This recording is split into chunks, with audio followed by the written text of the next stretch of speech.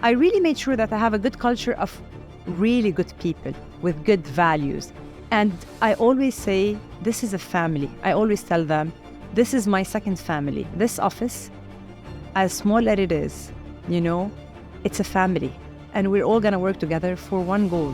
So it is making things happen. I am not a CEO.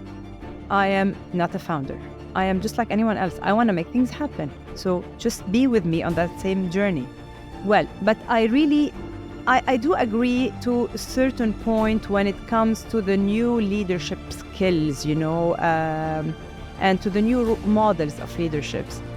But what I cannot compensate on, what I cannot really compromise on, is clients' deliverables, client satisfaction, making things happen regardless. Now, this is where my leadership might shift slightly to micromanagement.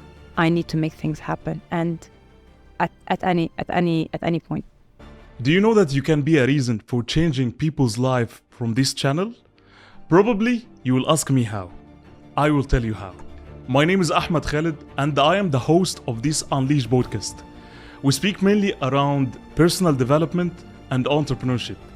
Our mission is unleashing the human greatness to its utmost potential.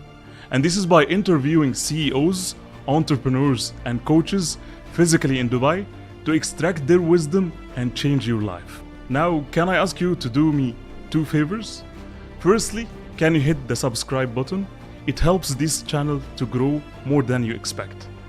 Secondly, can I ask you also to refer this channel to 3 of your friends who can benefit from the values of this channel, and you will be the reason of changing their life. Now, you can enjoy the episode. Taking such a jump from a corporate and moving into entrepreneurship, how long does it take from you to adapt and know that you are fully operating as an entrepreneur?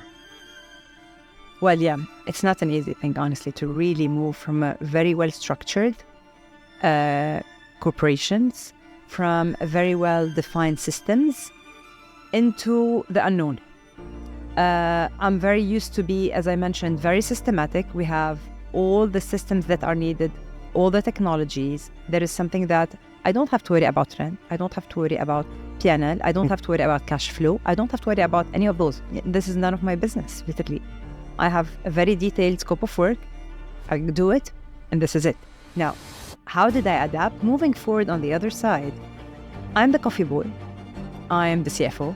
I'm the CEO. I am the creative. I have millions of hats that I have to wear. I need to worry about what are the processes that I have to run in my company, what are the systems that needs to be implemented, what is the technology that I have to have, how am I need to define, do I have enough cash flow, is my financials perfectly operating, how much profit do I have to make, what's a P&L to start with, I never needed a P&L, okay? So it takes a lot of time, really, to understand that I am not here. Okay, I have to start from somewhere and from scratch. Yet, the one thing that I made extremely clear, and the one thing that was for me like a red line, was finance. The first person that I hired was a finance, okay? And as of now, this is something that is extremely important. My financials are extremely important in my business. And I don't mix any personal financials between, business financials, which is extremely common mistakes in entrepreneurs, or, when you first open your own business, you do mix those kind of expenses and personal financials. That was, for me, day one, something that I made sure that they are getting your corporate account and doing all the transactions. Exactly, exactly. Second thing, I literally realized that, and I had to, again, it's all about changing your mindset. I had to say that I don't need all of those systems. It's okay, to be chaotic. It's okay not to have all of those systems. It's okay not to be as structured as a company that's been running for the last 20 years. I just started. So I guess we just put a lot of pressure on ourselves. We just, we compare ourselves to companies that have been running for the last maybe 50, 60 years with, thousands of employees making it happen, to a one-man show. We are just by ourselves with to a certain extent, no one to guide. So we just need to make sure that we shift that mindset and accept the fact that it's going to be chaotic at the beginning. It's literally going to be messy. That was okay? No, especially for someone like me. But I had to fix it up and I had to learn. And again, it's a learning curve. So there was a difference, yes. How did I adapt? I didn't at the beginning.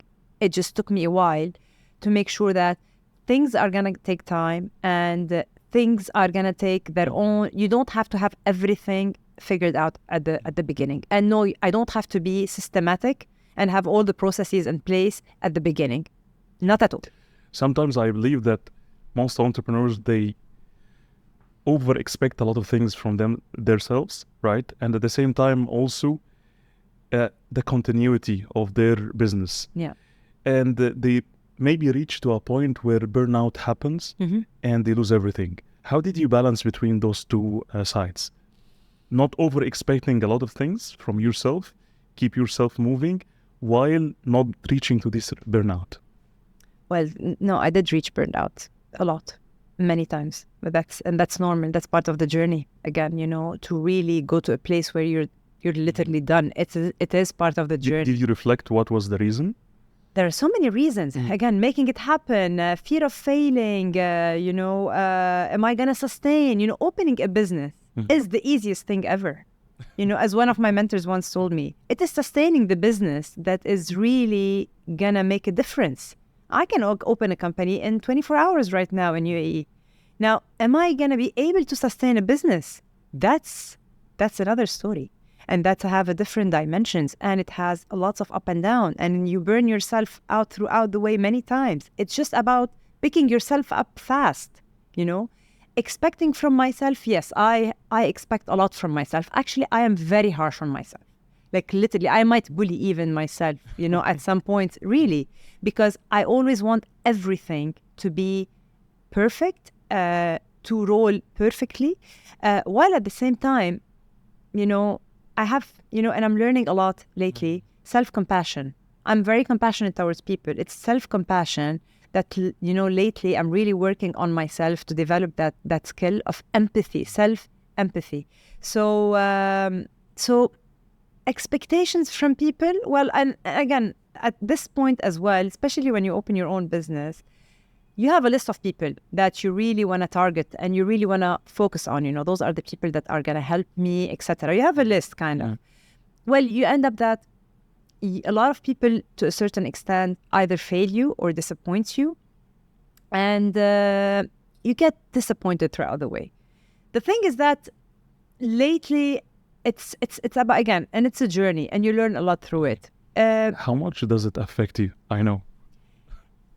Again, at the beginning, a lot. Yeah, literally, I bursted into tears. Literally, so many times I just collapsed and burst into tears. And I get really disappointed that I was expecting from, the closest people, the help, while in fact, I got help from people that came out of the blue, But the other thing is that with expectations, and if you want, I would like to add really on that, is that it's really tricky. I'm learning not to expect, to lower my expectations. The problem with disappointment is that either your expectations are too high, okay, and it's about to really lower your expectations moving forward. Or we have to understand that some people come at a certain capacity as well. It's not because they don't want to help you or they're not good friends. Not everyone is as bold, have the same courage, have the same passion as you are. Some people come with certain capacities, and it is my job to respect that capacity. No, not everyone, is going to really roll on the same wave that I'm rolling on. And this is where exactly your expectations and your disappointment will lower across the way. Lower your expectations, and whatever comes in, let it come in, and be thankful for literally whoever comes along the way. It's just learning, to appreciate everything and everyone that's going to come along the way with minimizing your expectations. You mentioned many times that you were having a burnouts, right? Yes. What brings you back? What was the reason to come back and continue again? Question. Okay. Okay. What? I know Yeah. it's a big reason because it's easy. Sometimes when you burn out and it doesn't work, it's the easiest way. Okay, listen, I'll come back to where I was in that place. I'll come back to the corporate world, Yeah. right? It's the easiest way. Yeah. But what is that trigger that tell you, no, I'll continue. I burned out, I learned, I'll continue again. I don't fall. I don't fail. It's again. It's two things. The fear of failing, while at the same time, I'm not here to fail. I am not let them gonna enjoy my failure. So I'm gonna pick myself up, and I can make it. I know I can make it. So it's literally, it's an inner discussion between no, you can make it, and get up fast right now. Get yourself burned out, take a retreat, go on a retreat, take a little bit of day off, but you're gonna keep going. I will keep going. And it's that inner voice within me that said that, no, I'm not done yet. I'm not finished yet. And I'm not gonna go back to the corporate world. Not now, not never. And I'm not gonna give anyone the pleasure to say that she's back to the corporate world. And again, that was at the beginning. Right now, it's a self-decision. I don't care if I fail. Let me fail. I can come back. I can do it again. If I shut down this company, I'll build another one. Now, this is where you build the confidence. This is the difference between, the beginning of that entrepreneurship journey and how you grow with it. It really forces you to grow with it. So right now, I burn out less. It's okay. I'll fail. Fine. I'll close. COVID came and I was like all over. What am I supposed to do? Like, this is, again, your own business becomes like your own baby. It's your child. It's a result of a passion. It's something that it came from you. So, but again, in COVID, I was like, okay, if all multinationals in the world, they don't know, well, guess what? I don't know either. I'm just gonna carry on, and thank God to our benefit. COVID came and it doubled our profit. Wow. Because we worked for the tech industry and all tech industries were on the rise. So you learn to burn yourself less, and what really matters is that period. Okay, it gets smaller and smaller along the way. What is the biggest thing that you are proud of in your business? The culture. The culture that I have developed. I really made sure when I started my business to bring a culture that is different from the corporate world. I don't micromanage unless it's needed. Okay. And I always say I don't hire based on skills. I don't hire based on knowledge. I hire based on attitude. I hired for the values that you have, for your personality, your ethics, because knowledge transfer is easy. I can teach that. I can pass on. I can teach you whatever you want about the product and the services. Ethics and values comes with you, comes from your family. This is something I cannot teach you. I cannot teach someone who's corrupted to be a good person. I cannot teach someone who's who doesn't have a good white heart to be a good person or some values. Those things cannot be taught. So I really made sure that I have a good culture of really good people with good values.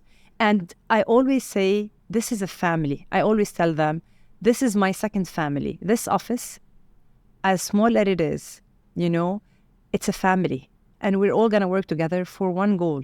So it is making things happen. I am not a CEO. I am not a founder. I am just like anyone else. I want to make things happen. So just be with me on that same journey. Well, but I do agree to a certain point when it comes to the new leadership skills, and to the new models of leaderships. But what I cannot compensate on, what I cannot really compromise on, is clients' deliverables, client satisfaction, making things happen regardless. Now, this is where my leadership might shift slightly to micromanagement. I need to make things happen, and at any point. What's the difference between Nancy, the entrepreneur, Yeah. the CEO today, and the Nancy, the corporate leader of yesterday? We evolve, and you know that on a daily basis. What difference between Nancy this year and last year is tremendous.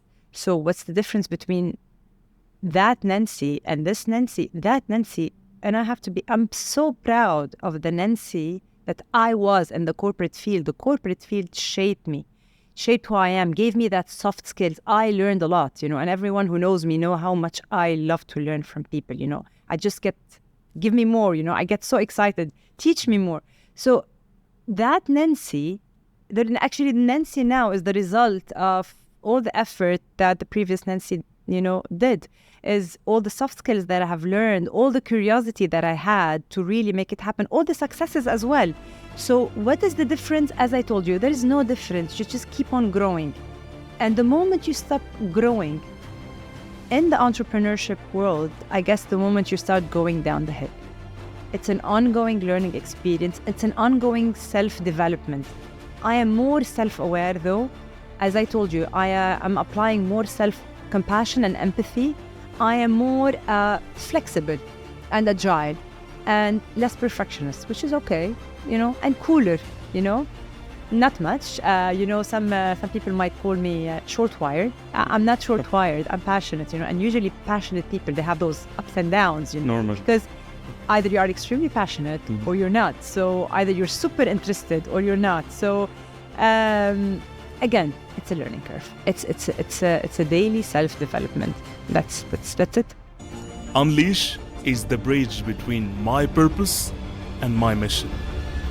And my mission is unleashing the human greatness to its utmost potential.